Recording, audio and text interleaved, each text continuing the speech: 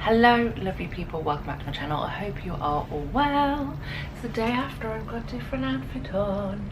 I'm still in the same hotel room as the last video. If you're wondering what I'm talking about, for every show that I see, I like to do 2 separate videos on the same show. We'll get into why in a minute. But yeah, I've changed. It's the next day. I'm less tear stained. Let's get into it. So if you want to know my thoughts and feelings on Ballad Lines, stick around and we'll get into it in 2 whole seconds.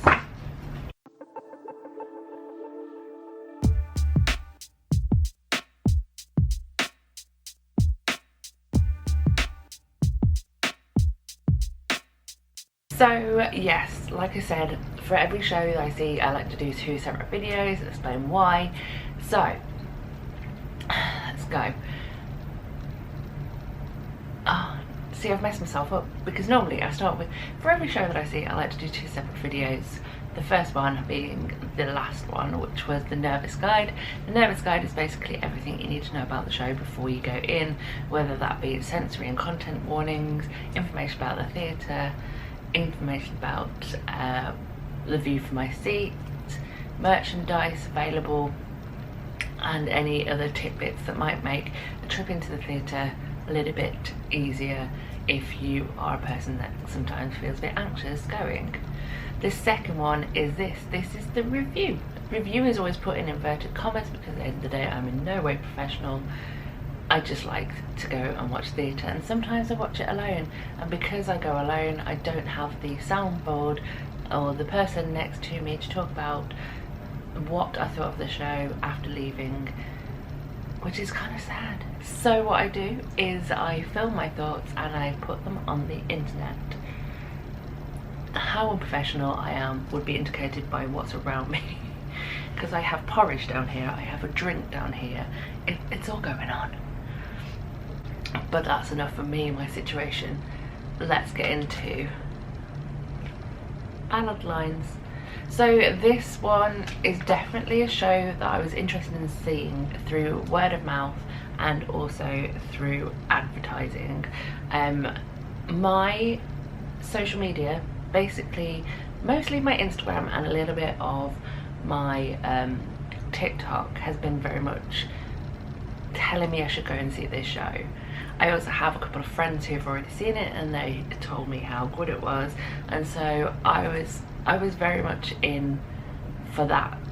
When you see an advertisement, and I wrote it down, when it says, for fans of Hadestown, Benjamin Button and Runts, discover the new folk musical. I mean, we all know how much I love those shows. I was like, yep, I'm in, I've got it, we're here. You have me hooked. I will take the journey out to Elephant Castle and go to the Southwark Playhouse and undoubtedly get lost. If you want to know what I'm talking about, I did discuss this in the last video, but me and the 2 theatres of Southwark Playhouse have a bit of a background. This show, however, let's get more into it. It has come from the brains of the songwriter and book writer Finn Anderson and director and book writer of Tanya Azevedo. I probably butchered it, I apologise. This show explores the stories that carry through songs, through ballads, from a long time ago, through word of mouth, and how they change and develop and travel through generations and across the globe, from Scotland and Ireland all the way over to America, to the Appalachian area. Is it Appalachia? I don't know. Central to this show is 3 women. The stories you hear are through these people and the people around them. You have 17th century Kate, who is a minister's wife from Scotland. You have 18th century Jean, who is a teenager in Ireland, who, due to circumstances, wants to not be an island anymore. And then you have 21st century Sarah, who is a female in New York who is the pivotal person of this show. It is Sarah delving into her past through tapes sent by a dead aunt, which makes her look back into her past, and really it changes everything. The character of Sarah doesn't really leave the stage very often. Even when she's not part of the action, she is sat there listening to these tapes as the stories progress. It has all been put together so excellently. You are essentially sucked in from the moment that the show starts. It's just so cleverly, like I said, cleverly put together. The choreography has been done, and I'm apologising in advance for pronunciation. Tino Sabanda. The way that the choreography has been done, because one, it is a small space, and two, it is a small cast, is just so clever. There is a good amount of movement for the amount of space that they've got, and it has just like powerful movements. I don't know what that was, but it's just very clever, very beautiful, and I don't know how the front row do not get punched in the face more than because the closeness of that front row is close, very close. Moving on to the cast. The cast is 6 people strong. 7, apologies. Like I said, the person, the centre of it all, if you will, is the character of Sarah, which has been played by Frances McNamee. I have seen Frances in things previously, and it was really nice to see her on a stage again. There's something about that woman's voice that just does something to me. I love it, and she was an excellent person to put in the middle of this story. Sarah is very much a person who goes on a multitude of journeys during the show. Like I said, she is the pivotal point to the other 2 stories being told in a way, and yeah, it's just really cleverly done, and I loved the way Frances portrayed Sarah. Speaking of females that I love, we also have Rebecca Treherne, who plays Aunt Betty.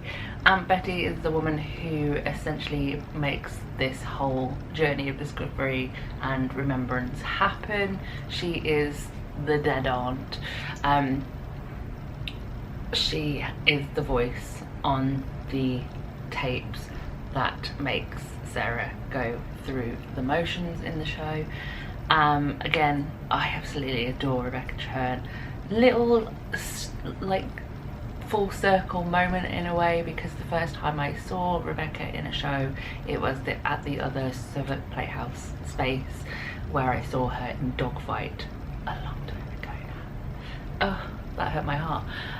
But yes, I've been a fan of her since that time, and yeah, it was really good to see her in a different role, and I just loved her and the character.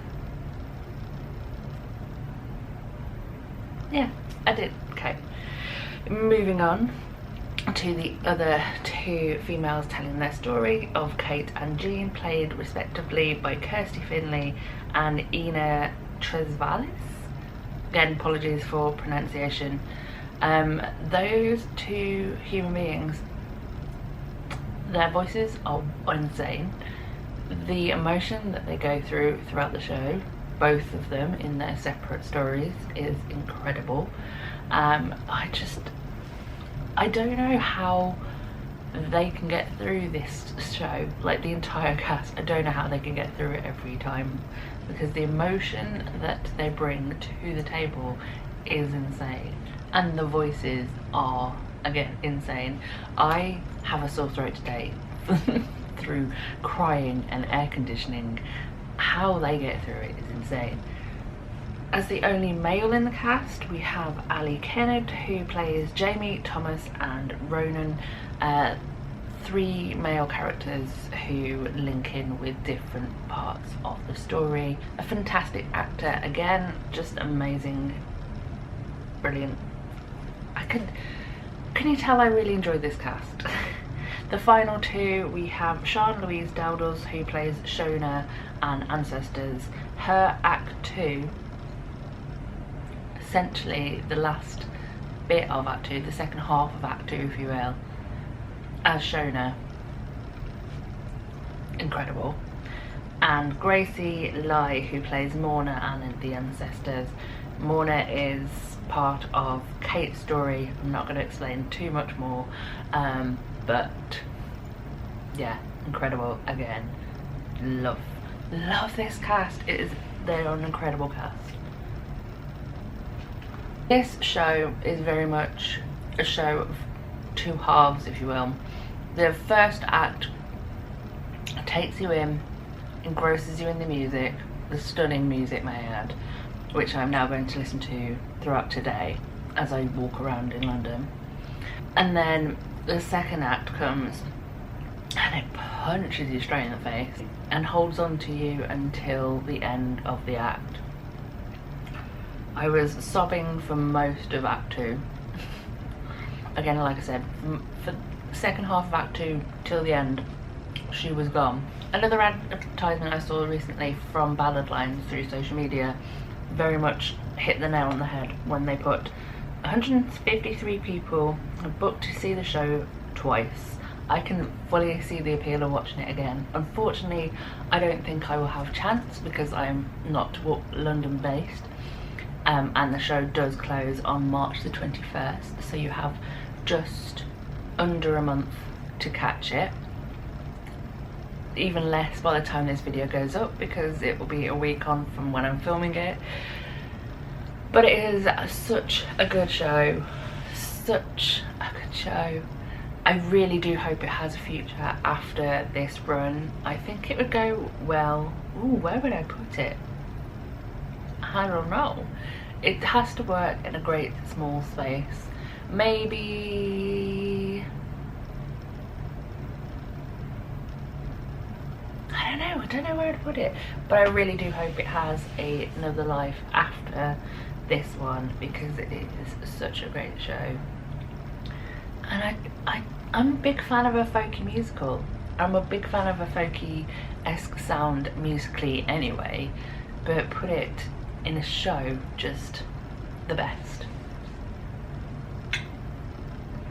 If you can't tell, I really enjoyed watching this show, even though I did cry a lot. Anyway, I'm going to round this video up and say thank you very much for watching. I hope you come back. It is nearly 10 o'clock, that means I'm rushing in a minute, and then I'm going to film my other review, hopefully before I get kicked out of this hotel room. I still have porridge to eat. It's an experience coming down to London on my own. But yeah, thank you for watching this video. It is chaotic, but that is just me. So I'm going to round it up, say thank you very much, love you all, hope you come back, and finally, so long, farewell, auf Wiedersehen, goodbye, bye.